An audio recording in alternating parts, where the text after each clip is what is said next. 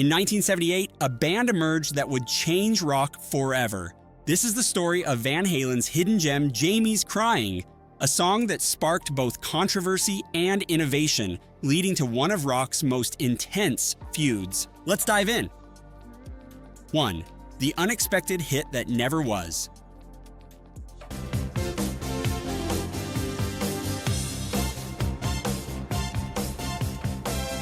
Van Halen's 1978 debut album established them as hard rock titans, delivering an intense, high-energy sound that defined an era. However, among the guitar-shredding anthems was Jamie's Cryin, a departure from their usual formula that showcased the band's versatility. While it became one of Van Halen's most recognizable songs, it surprisingly never charted despite being released as a single. The story took an unexpected turn a decade later when another artist sampled it, nearly topping the charts and igniting a feud that almost led to a physical confrontation between Eddie Van Halen and the sampling artist. 2. The long road to success. Like many overnight successes, Van Halen's journey began long before their breakthrough. In the 1960s, brothers Eddie and Alex Van Halen formed their first band, Broken Combs, performing at school functions and backyard parties. Their musical evolution saw them cycling through various names, from the provocative Trojan Rubber Company to Genesis and later Mammoth. After discovering other bands had claimed these names, they finally settled on Van Halen. 3. Building the classic lineup.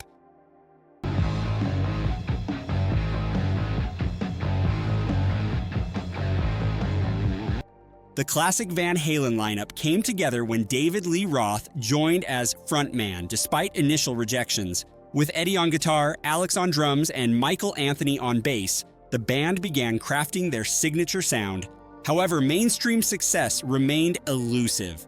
Even when Kiss's Gene Simmons discovered them in 1976 and produced a 30-song demo tape, major labels weren't interested. Simmons even suggested changing their name to Daddy Longlegs, advice the band wisely ignored.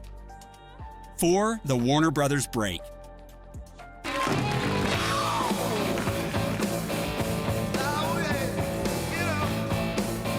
The band's fortunes changed thanks to Doug Messenger, Van Morrison's bandleader, who connected them with Warner Brothers' Ted Templeman. On a rainy night in mid-1977, Templeman and Warner's CEO Mo Austin watched Van Halen perform at the Starwood Club. Despite the small audience, the band's performance was so impressive that Austin wrote a contract offer on a napkin. By late August 1977, Van Halen entered Sunset Sound Recorders with a $544,000 budget.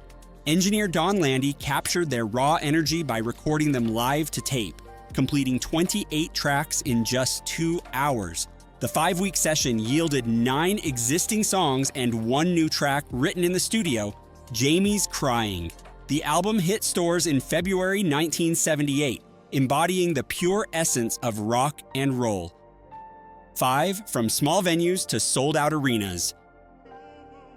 In early 1978, Van Halen embarked on their first world tour, returning to California by summer to play what would become a series of legendary local shows. The band's trajectory from modest venues to packed arenas perfectly illustrated their meteoric rise.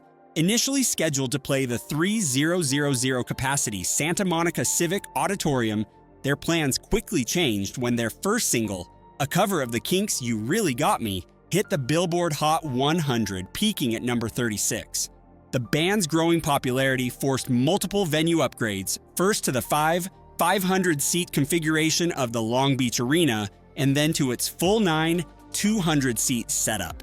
Despite their manager's concerns about filling seats, tickets sold out within 2 hours of release, cementing Van Halen's status as rock's newest sensation. 6. The controversial cover and chart success. The decision to release a cover as their first single wasn't without controversy. Eddie Van Halen himself expressed disappointment that Warner Brothers chose You Really Got Me over one of their original compositions.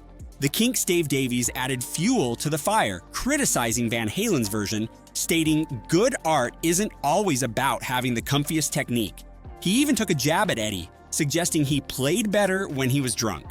Ironically, Ray Davies, Dave's brother, praised the cover, creating a divided opinion even within the Kinks themselves. The album continued producing hits, with Running with the Devil reaching number 84 on the Hot 100. Despite common misconceptions about satanic themes, the song actually chronicled the life of a traveling rock band. Other singles like Ain't Talking About Love and Jamie's Crying followed, though surprisingly neither charted in America. 7. The birth of Jamie's Crying.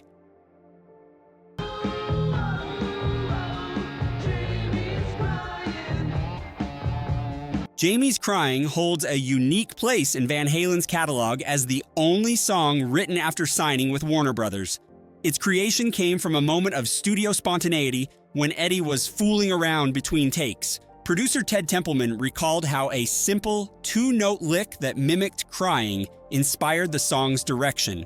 David Lee Roth transformed this musical foundation into a relatable tale of high school romance. A story about a girl who wants to take things slow, only to have the guy lose interest. The irony wasn't lost on fans. Given Roth's reputation as a ladies' man, the frontman even claimed credit for conceptualizing the guitar solo, which he vocalized to Eddie before recording. The song's production involved multiple overdubs, making it one of the more technically complex tracks on the debut album. The band captured its visual element with a music video shot at the Whiskey in spring 1978. Roth later revealed in his book Crazy from the Heat that he recorded his vocals in just 40 minutes after taking a rather unconventional break involving a cheeseburger, soda, and half a joint. The debut album's success was undeniable, selling 2 million copies in its first year and leading to tours with legendary acts like Black Sabbath. This remarkable achievement set the stage for Van Halen's ascent to rock superstardom, though no one could have predicted the controversy Jamie's Crying would spark a decade later. 8. From diamond success to hip-hop innovation. After Van Halen's debut album achieved diamond status with over 10 million copies sold, Jamie's Crying found new life in an unexpected way. In 1989, a sampling of the track reached number 2 on the Billboard Hot 100 through Tone Loc's Wild Thing. The hip-hop artist, working on his debut record, collaborated with Marvin Young, better known as Young MC of Bust a Movie fame, and producers Matt Dyke and Michael Ross to create this crossover hit. 9. The birth of Wild Thing. The story behind Wild Thing is fascinating. Producer Michael Ross drew inspiration for the title from Spike Lee's She's Gotta Have It, enlisting Young MC to pen the lyrics while Tone Loc handled the vocals. The timing was perfect. Rap rock fusion was gaining momentum following Run DMC's successful collaboration with Aerosmith on Walk This Way and the Beastie Boys' rising popularity. Contrary to popular belief, Tone Loc's team properly licensed the Jamie's Crying sample through Van Halen's management for a modest $5,000 flat fee. The idea to use the iconic guitar riff came from producer Matt Dyke. Locke himself admitted to Billboard that he wasn't even familiar with the original song, stating, "If it wasn't for Matt, that wouldn't have blown up. He had a great ear for rock and roll." 10. The management mishap and legal battle. Over who got to play drums. The controversy erupted when Van Halen's management failed to inform the band members about the sample request. Eddie Van Halen discovered the song through MTV, while his brother Alex recognized his distinctive drum fill while listening to the radio.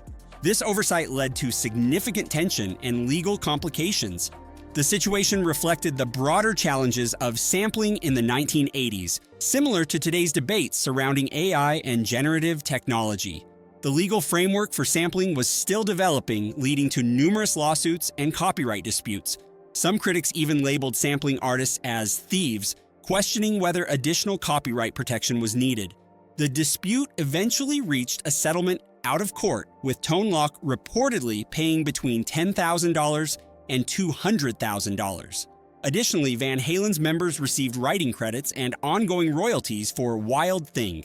Years later, Tone Loc had an awkward encounter with Eddie Van Halen, who was reportedly intoxicated and confrontational about the financial aspects of the sampling. This incident helped establish important precedents in music sampling and highlighted the need for clear communication between artists, management, and those seeking to sample their work. While Jamie's Cryin may not have been Van Halen's biggest hit, its influence extended far beyond its original release, bridging the gap between rock and hip-hop while setting legal standards for future sampling practices. 11. The wild success of Wild Thing. 9 to 5 for my money. So the weekend comes, I go get live with the honey. Tone Loc's debut record, which featured Wild Thing, achieved remarkable success. The album went double platinum, and the single itself became a cultural phenomenon. Wild Thing has since been licensed for countless movies and TV shows, earning the 39th spot on VH1's prestigious list of 100 greatest hip-hop songs. The song's influence was so significant that even Weird Al Yankovic chose it for his first ever rap parody titled I'll Thing. 12. The sampling legacy. Before he was much meaner, but now all the poodles run to my house. The success didn't stop with Wild Thing. Tone Loc scored another massive hit from the same album with Funky Cold Medina, which peaked at number 3 on the Billboard Hot 100. The album showcased an impressive array of rock samples, including Foreigner's Hot Blooded, Funkadelic's Get Off Your Ass and Jam, and multiple Rolling Stones tracks like Satisfaction and Honky Tonk Woman. Other notable samples included Kiss's Christine 16, Free's All Right Now, and Bachman Turner Overdrive's You Ain't Seen Nothing Yet. 13. The lasting impact. Jamie's Cryin continued to maintain cultural relevance long after its original release and subsequent sampling. The song found new audiences when it was featured in Howard Stern's 1997 film Private Parts and its soundtrack. Gaming enthusiasts later discovered it as a playable track in Guitar Hero Van Halen, introducing the classic to a new generation of music lovers. 14. The aftermath and reflections. What do you got for me? Before we even get into that, there's this crew ripping rides all along the beach here.